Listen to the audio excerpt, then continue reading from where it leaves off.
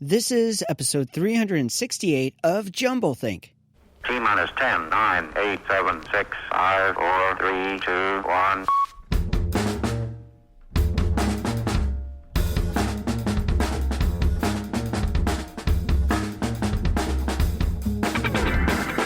Welcome to jumbleThink, where we interview dreamers, makers, innovators, and influencers all about their journey of turning dreams and ideas into reality. Along the way, we're going to share some tips on how you can turn your own dreams and ideas into reality too. Our guest on today's show is Lauren Swickard. More about Lauren in a moment. Whether you're a new listener or longtime fan, if you've never subscribed to jumbleThink, now's the time to do it. Head on over to wherever you listen to podcasts, search for jumbleThink, and click subscribe. To make it even easier, if you head on over to jumbleThink.com, you'll find links to Apple Podcasts, Pandora, Spotify, and more. So head on over and subscribe to the show. Now let's join today's conversation.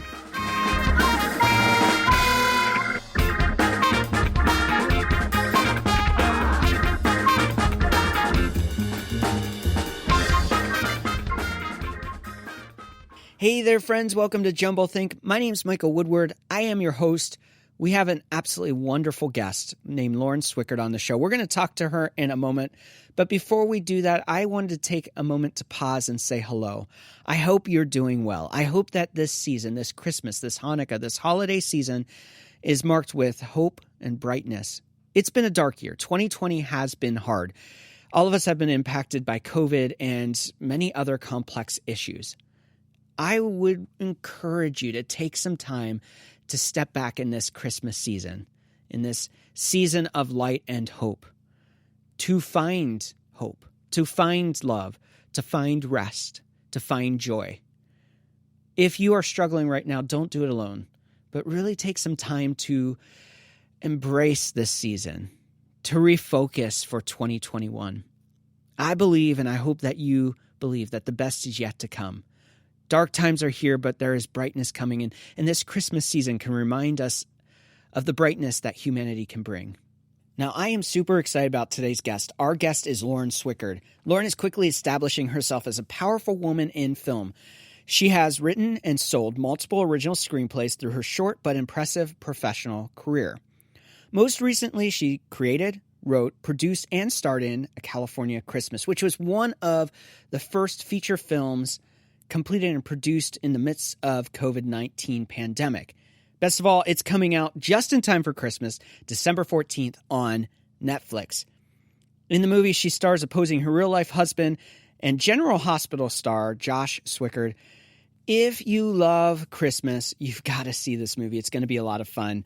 We're going to talk about that, but we're also going to be talking about a new project she's working on as the lead writer and producer called Casa Grande. You'll learn more about that. That's coming in 2021. I could go on and on about her accolades and all that she's accomplished, but instead, let's go ahead and join the conversation with today's guest, Lauren Swickard. Lauren, thanks so much for joining us today on jumbleThink. Thank you so much for having me. Now, I'm excited because who doesn't like a good Christmas movie? And you have just written, produced, and starred in a Christmas movie for Netflix. And that's just pretty incredible. It was so much fun filming Christmas in July. So I'm very excited for everyone to see. I know that there were some complexities in that journey of getting that movie filmed, mostly because of COVID, I'm sure. Talk to us a little bit about the journey of the story you created and how it went from story into reality, and then the process of navigating filming in a not exactly optimal kind of situation. Yes. So I actually started writing the script in quarantine in March when there were all the social media trends of how to become better during quarantine. And I thought, okay, I'm going to start a story. I'm going to start a script. What will people want to see after quarantine is over? And I thought for sure this whole thing will be solved by the holidays. Yeah. And everyone will be ready, and more so than ever for the holiday season. So I thought a Christmas movie would be perfect. So I quickly, wrote a Christmas movie in 3 weeks. So I had my script and I started pitching it to production companies. And a lot of companies were weary about, picking up new content because they didn't know where the world would be when it came to filming a movie. But the company ESX Productions, who actually just put Josh and I's movie Roped on Netflix, where we fell in love and we met on that movie. So cool. They picked it up and they were game. They were ready to go and film in quarantine. So we like to call our team Hollywood's guinea pig for COVID-19 filming. We were one of the first productions up and one of the first productions to wrap a feature film. And our union, SAG-AFTRA, really worked with us. We came up with a great protocol. Everyone was masked. The hair and makeup team were wearing just hazmat suits practically. Wow. And it was crazy. So usually, you know, actors get touch-ups from hair and makeup constantly throughout the entire day. Well, we had to have lessons from hair and makeup in the morning, and hair and makeup was not allowed to touch us. Wow. Except for the first hour of being on set at call time. So it was very funny to watch the guys, the men, try and do their own makeup touch-ups. I'm sure that made for some fun conversations between you and your husband. Yeah. And I'm sure there were some times you poked some good fun at him for that too. Absolutely. It was great. Now, you, from what I understand, have written already at least 14 screenplays, and you are doing it at such a high level where it's not just, you know, a lot of people have the dream of writing a screenplay. I know for you, that's not where the dream started. You started in journalism in school, and then you became an actress. And so for you, how did that journey become a reality? Why did you get into acting when it seemed like journalism was the way you were going to go? So before I went to college for journalism, I was a dancer in New York City at the School of American Ballet. And I got injured while I was dancing there, and I had to take other classes. And one of the other classes that they put me in was an acting class. And I fell absolutely head over heels in love with acting. I actually left New York City about, 2 weeks after I was injured. Wow. And I came home to North Carolina and just went full force and started, submitting myself for projects in high school. I worked as a PA in high school anytime I could on any kind of set that was filming in North Carolina. So I really knew the ins and outs of being on set. And when it came time to go to college, I was taking screenwriting electives at Ohio University. So I always loved writing and acting.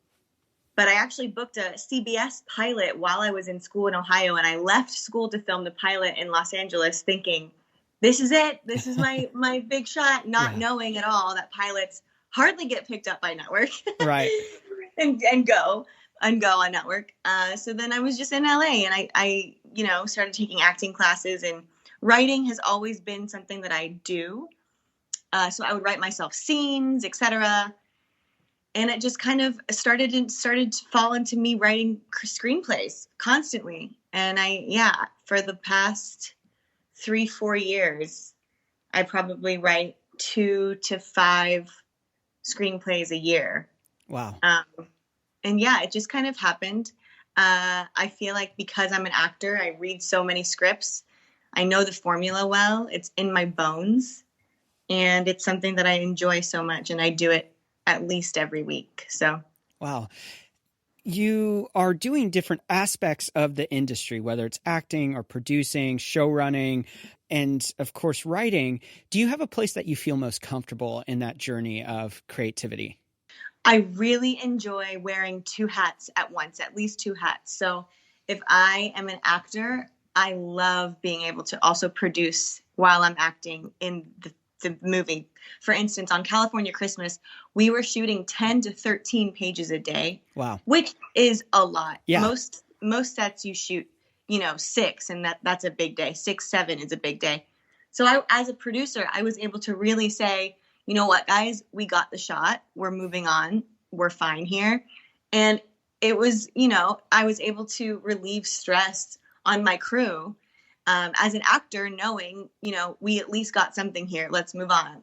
And I enjoyed that so much, just really being able to take control of my role as Callie in California Christmas, and being able to relieve my fellow producers and crew by saying, it's great, guys, we can go, we can move on, which is not something that an actor can just do without having that role as a producer. That's really cool. I know that the California Christmas is, of course, based in California. Your new series, Casa Grande, that you're working on, which you're just wrapping up, that also takes place in California, but you're not from California. So how do you inform yourself when you're writing a story like Casa Grande, where you're not from the area, you're not really into the ethos of it, but you have to educate yourself, you have to prepare, you have to actually create something that's authentic to the space. How do you create story when it seems like it's not your story? Yes, I love this question. So my stories all come from an inspiration of some kind, as does everyone's story, if they're writing a story. But my original inspiration for Casa Grande came from being in Northern California for so long during pre-production and filming A California Christmas, and seeing the migrant workers every single day up before we were up, working before we were even awake, and working, after we were already going home. And, they were joyful. And I had never, I had been exposed to, news and stories about these people, but I had never been in front of them for such a long period of time and felt like I witnessed a piece of their life. Mm-hmm. And I had never, seen any media on them except for documentaries and news. So I thought it would be such a wonderful thing to be able to give voices to these people and show them in an authentic way. So I, started educating myself as best as I could. I say I have empathy for everybody, but do I know what it's like to be in their shoes? Absolutely not. Right. So I like to reiterate when I talk about this story that my team of experts in this community, in the migrant workforce of America, it is very powerful to have these people around me while I'm, being inspired and writing these stories. We have a, Latinx director. We have a Latinx writer. We have multiple story consultants that are familiar with this culture. And we actually have a few people that are within the culture working that are story consultants in the show. So we are giving a powerful authenticity to all of our characters. Well, I think that's one of the struggles we're having in American culture right now, is that we have a singularity of conversation. So talk to us a little bit as you're out shooting A California Christmas, and that kind of sparks this idea for Casa Grande, and you're out seeing migrant workers, and you're seeing the stress there of the relationship between worker and employer and the farmer. Talk to us a little bit about the conversation, because the conversation it has to be the informing place. It has to be, when you're not in that story, like you said, it has to be the place where you hear someone else's story and you're able to actually enter into it, envision it, and write their story through their eyes. So could you share maybe some of the stories, or a story from a conversation that happened that really informed and redefined your thought around this area of farming and migration and immigration and culture and family, and how it all intertwines? Yes. So we've created a space in this show where it's surrounded around, the theme is family. And these families who live on the same land, and they depend on each other. So the rich landowners depend on the migrant workers to give them what they need to be profitable in their farming.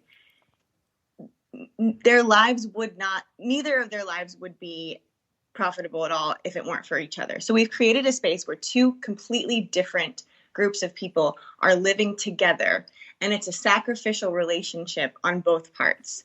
And a lot of the interviews that we did in pre-production with migrant workers, you hear the stories of how they crossed over and just what they went through even as a young boy, one of our inspirations for the story was a migrant worker, and he crossed over almost 30 years ago. Wow. And now he has children who are in UCLA College. He, is a manager at the farm. He hasn't left. He's been at the same farm forever. And, his boss, the farm owner, is such a kind person, and he gives them, these beautiful benefits and all of these things. And they helped get the paperwork that they needed to become citizens. So though there is a lot of drama with the relationship between a farm owner and the workforce that works the land, there is a lot of amazing, kindness that is shown to these people, and a lot of joy in the work that they're doing. So we do show both sides of that. Has it shifted your perspective on immigration and how it affects humans? Absolutely. Immigration and ICE is actually it's a big part of our show. Okay. And it's there are documentaries on Netflix that you can watch and educate yourself, but you really don't get to experience the heartbreak of it until you talk to these people, until you see, a grandmother crying about what she went through and how, happy she is now that her kids are here. And it's pretty heartbreaking, and it's very eye-opening for me. Another thing that was extremely powerful in Josh and I's life when it came to this story is we really wouldn't have the luxury of all of the fresh produce, et cetera, in our grocery stores without these people. They're doing jobs that we would never want to do in a million years, and they're doing it with joy and hard work and dedication, and they're beautiful human beings.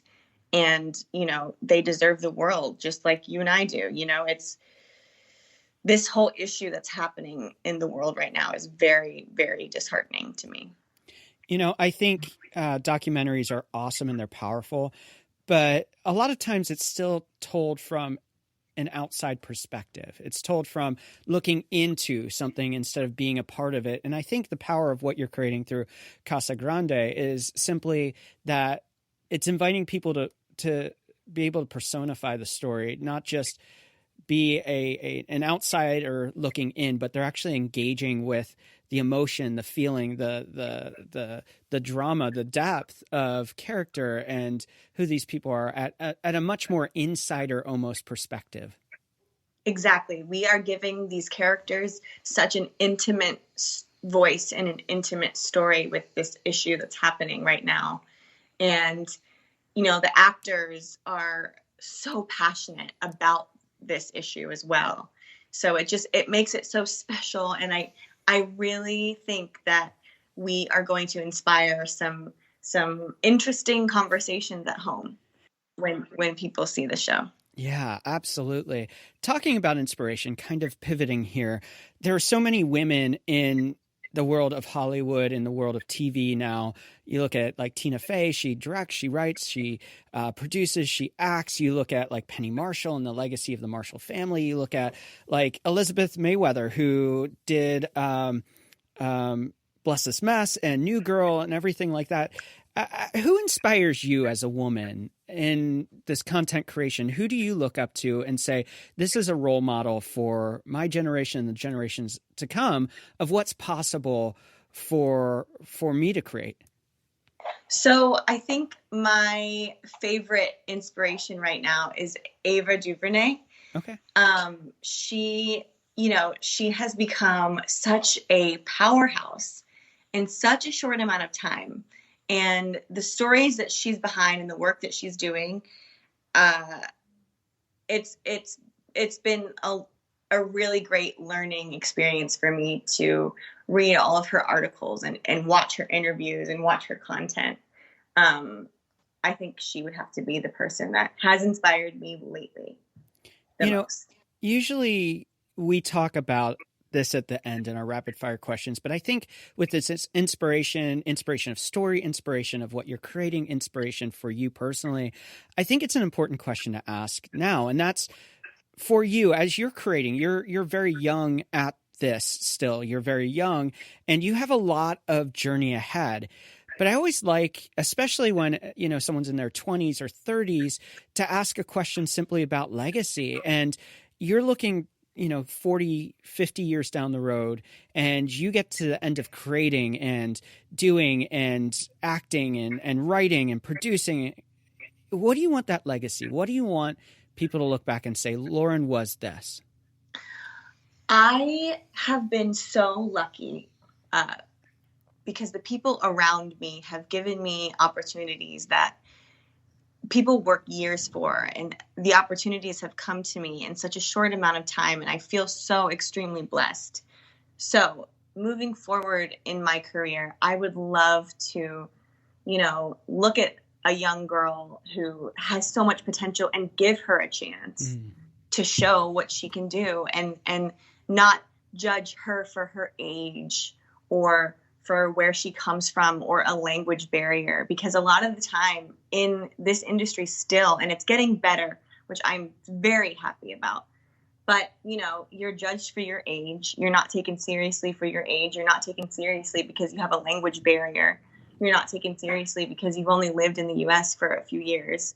But, I think we as, we're losing an opportunity to give a chance to people who have beautiful potential and amazing ideas by judging their exterior shell. Yeah.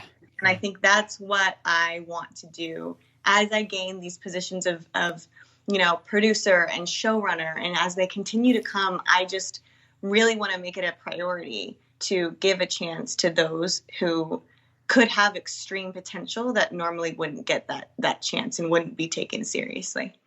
What's the one story that you keep on coming back to and you haven't gotten to tell that story yet that you get excited about? The story that burns inside of you? So, I've never been asked this question, and I'm actually very excited to share. Okay. So growing up, I had a best friend. Yeah. And she was African American, and we,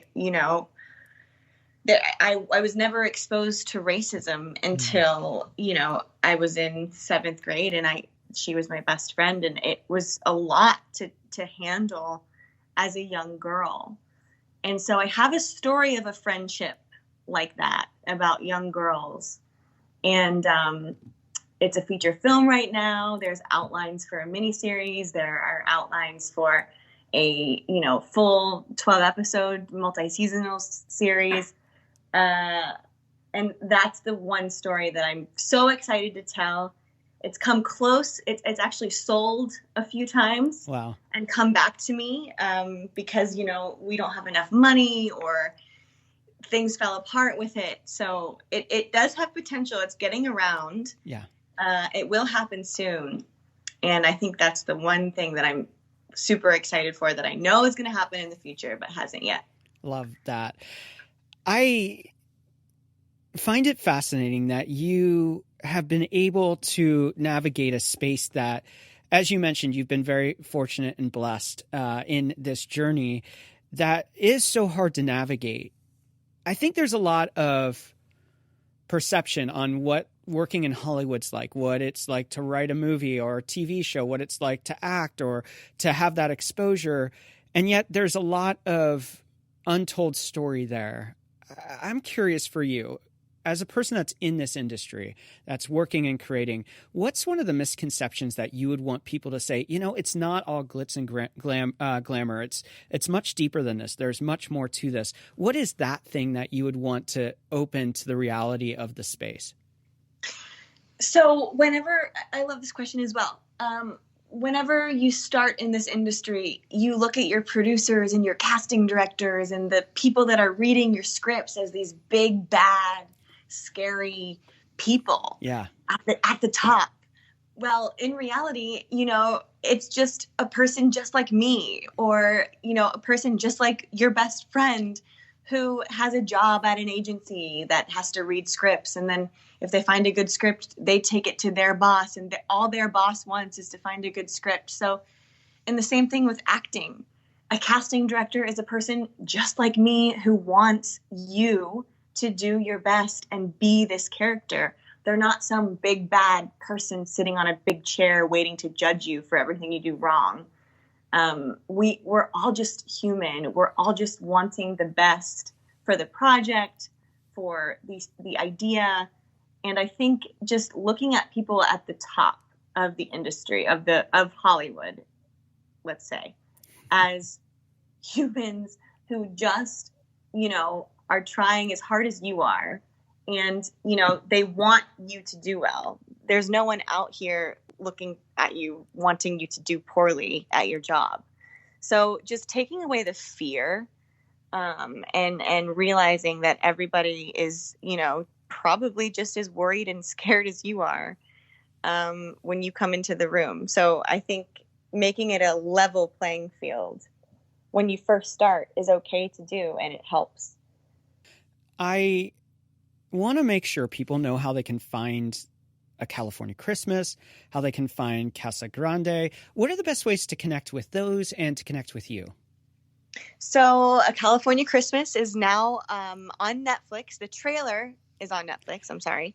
The movie is actually dropping as a Netflix original on December 14th. So right before Christmas. So excited. Also, Josh and I's movie Roped is on Netflix as well, where we met and fell in love on the movie set. So that's always fun.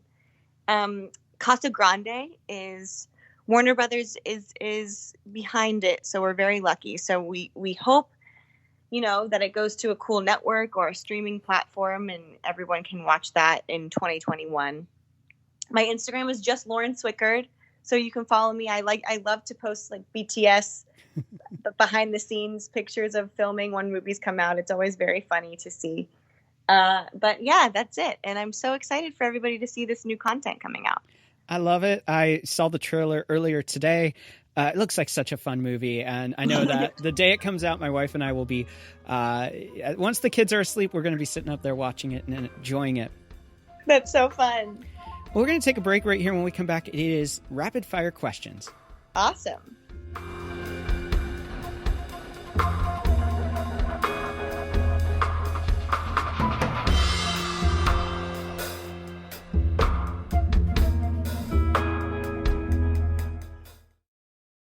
Next week on jumbleThink, we have two absolutely incredible guests lined up for you. We kick off the week with former NFL linebacker Sam Acho. He is also a new author and has a brand new book out called Let the World See You, How to Be Real in a World Full of Fakes. Then later in the week, we sit down with Callie Oberbrunner. He is also an author, and he's written just a really powerful book called Unhackable, Close the Gap Between Dreaming and Doing. And if you know anything about jumbleThink, that is our heartbeat. So two killer conversations that you're not going to want to miss.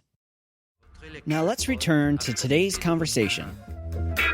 Levez seulement le bras pour mettre l'aiguille sur le disque. Mettez le contact, reposez votre bras et attendez. Restez. We are back with Lauren, and as we continue the conversation, we have rapid fire questions. Lauren, are you ready? I am ready. How do you find purpose in what you do?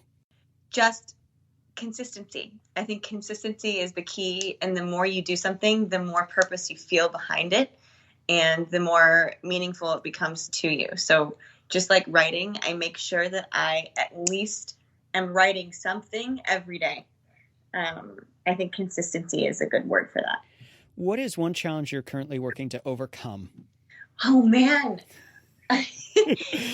It's to work out at home. I know this is so silly and petty, but it's to work out at home at least 5 days a week. It's so hard. I don't know what it is. I can't just get out my yoga mat and do 30 minutes every day.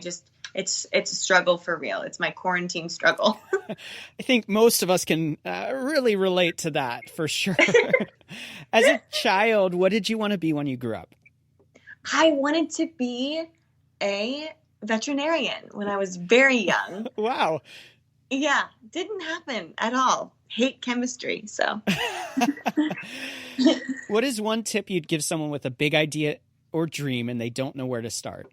Don't be fearful. Don't be fearful to start. Don't be fearful to talk about it. Don't be fearful to, once you're done, blast it out to people. You can find anyone's email online. Just like I said before in this interview, it's a level playing field. Everyone's just a human. The worst thing that can happen is you are told no, or they don't like your idea, and there's always somebody else that will tell you yes, and that they like it. So just drop the fear. Love that. What is one change you would like to see in the world? Just more opportunities for people that aren't getting them for stupid, silly reasons. Like, judging someone's work by their exterior shell is probably the most disheartening thing that's happening right now in the workplace.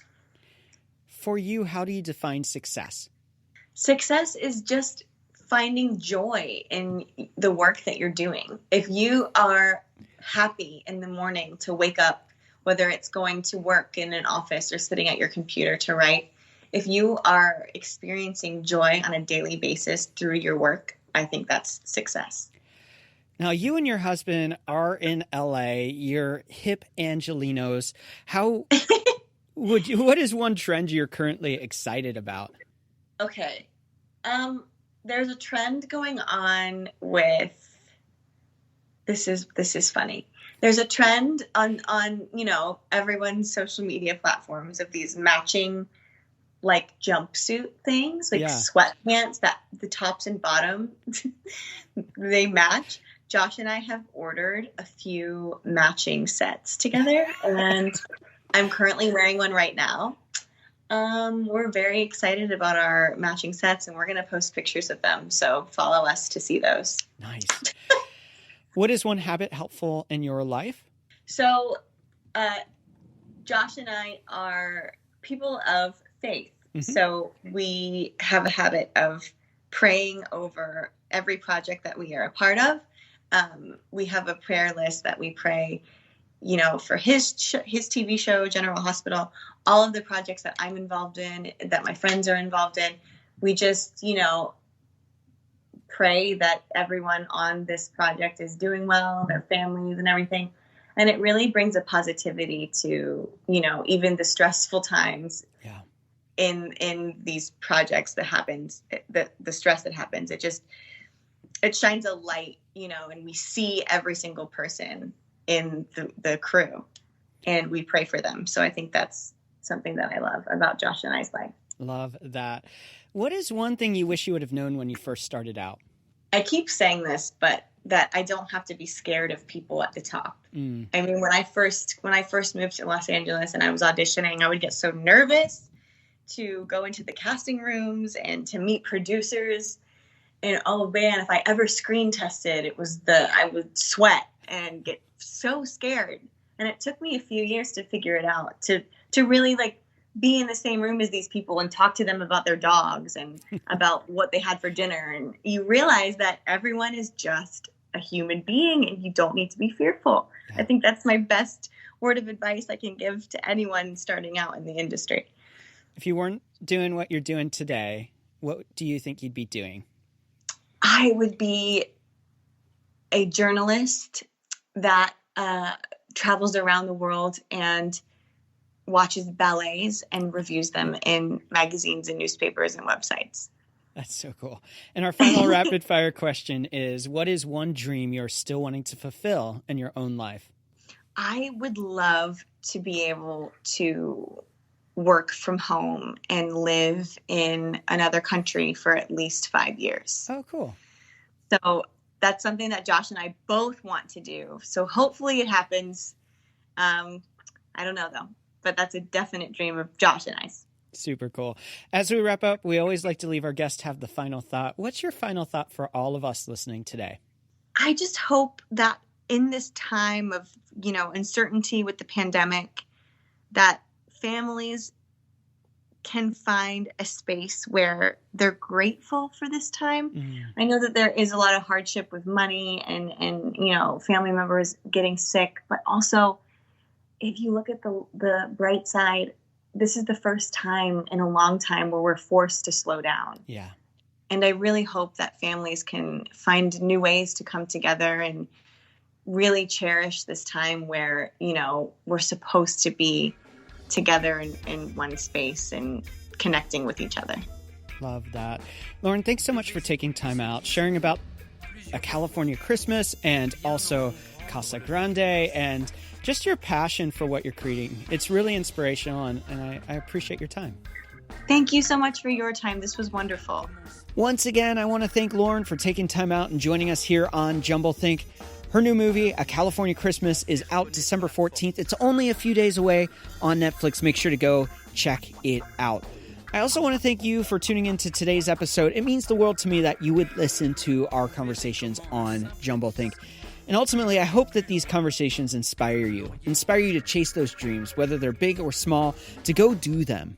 I believe you were created for something awesome, that your dreams and ideas matter. Now it's your turn to get out there, to dream big, and to change the world around you. Ôtez tout ce qui peut vous gêner ou tirer votre attention. Cherchez la meilleure position. Les bras et les jambes légèrement espacés.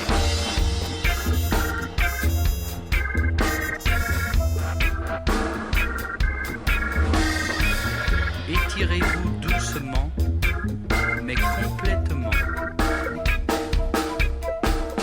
En avant, en arrière, sur les côtés. Vous êtes une autre personne. Les mères de famille, les enfants, peuvent également prendre un moment revitalisant. Dans quelques mois, lorsque vous aurez bien saisi la technique et que vous serez maître de votre corps, vous pourrez vous décontracter même en travaillant.